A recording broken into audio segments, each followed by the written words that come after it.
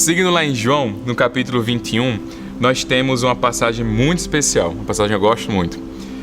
Lá no capítulo 21, a partir do versículo 15.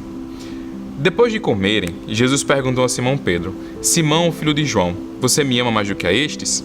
Disse Pedro: Sim, Senhor, tu sabes que eu te amo. Disse Jesus: Cuide dos meus cordeiros. Novamente Jesus disse: Simão, filho de João, você me ama? Ele respondeu: Sim, Senhor, tu sabes que eu te amo. Disse Jesus: Pastorei as minhas ovelhas. Pela terceira vez ele lhe disse: Simão, filho de João, você me ama? Pedro ficou magoado por Jesus ter lhe perguntado pela terceira vez: Você me ama? E lhe disse: Senhor, tu sabes todas as coisas e sabes que eu te amo. Disse-lhe Jesus: Cuide das minhas ovelhas.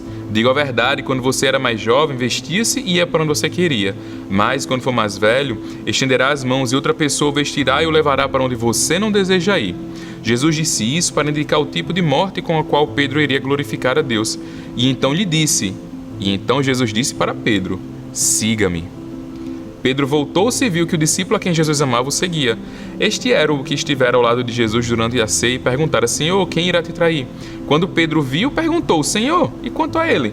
Jesus respondeu: Se eu quiser que ele viva até que eu volte, o que importa? Quanto a você, siga-me. Foi por isso que se espalhou entre os irmãos o rumor de que aquele discípulo não iria morrer. Mas Jesus não disse que ele não iria morrer. Apenas disse: se eu quiser que ele permaneça vivo até que eu volte, o que importa? Este é o discípulo que dá testemunho de todas estas coisas, que as registrou. Sabemos que o seu testemunho é verdadeiro. Jesus fez muitas mais outras coisas. Se cada uma delas fosse escrita, penso que nem mesmo no mundo inteiro haveria espaço suficiente para os livros que seriam escritos. Jesus olhou para Pedro, para Marcos, para Tassiana, para Marcelo, para Bruno, para todas as ovelhas dele e disse: siga-me. Meus irmãos, nós estamos tratando da restauração de Pedro.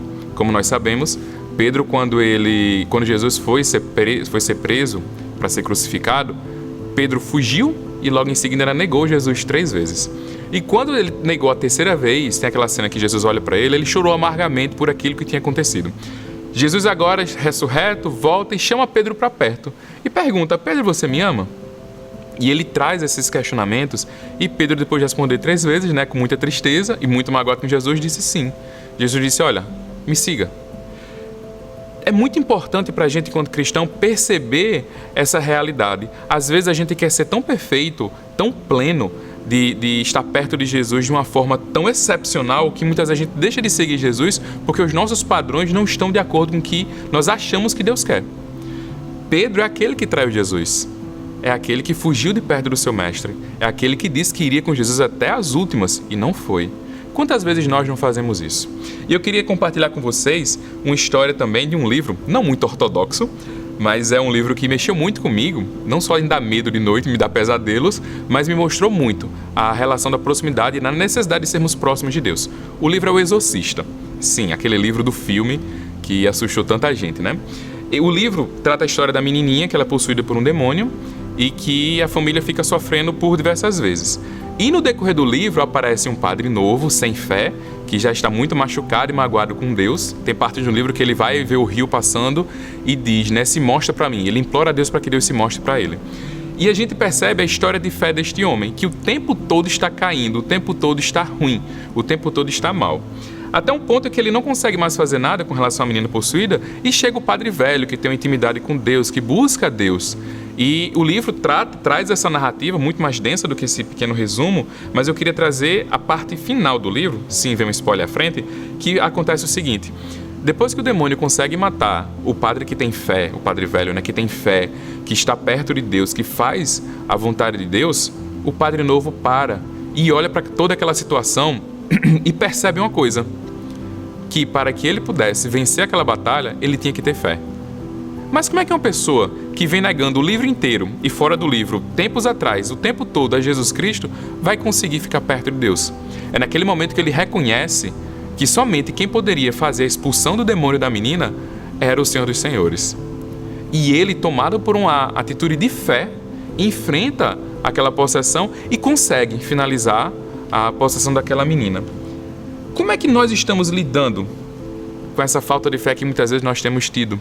Como é que nós estamos lidando com aquela perspectiva que nós temos de nós mesmos, que se a gente não for perfeito, Deus não vai nos amar? Como é que nós estamos lidando com essa sensação de reprovação contínua que muitos de nós temos, olhando para Deus e achando que é Ele quem está nos reprovando diariamente, quando somos nós mesmos que fazemos isso? Como é que nós estamos olhando para o nosso Pai de amor, aquele que não poupou o seu único filho? Eu não estou dizendo com isso que você tem liberdade para pecar à vontade, não é isso. Eu estou dizendo com isso é que você tem que reconhecer que nós somos pecadores, que você é um pecador e que só existe um que pode lhe dar total libertação na sua vida, ou nesta ou na próxima, Jesus Cristo. É aquele que está a um passo de distância de você. Basta você orar, confessar o seu pecado, confessar a sua fraqueza e clamar àquele que ouve, lhe sonda e lhe conhece. Não perca esta oportunidade. Se possível, pare agora, busque aquele que lhe ama verdadeiramente.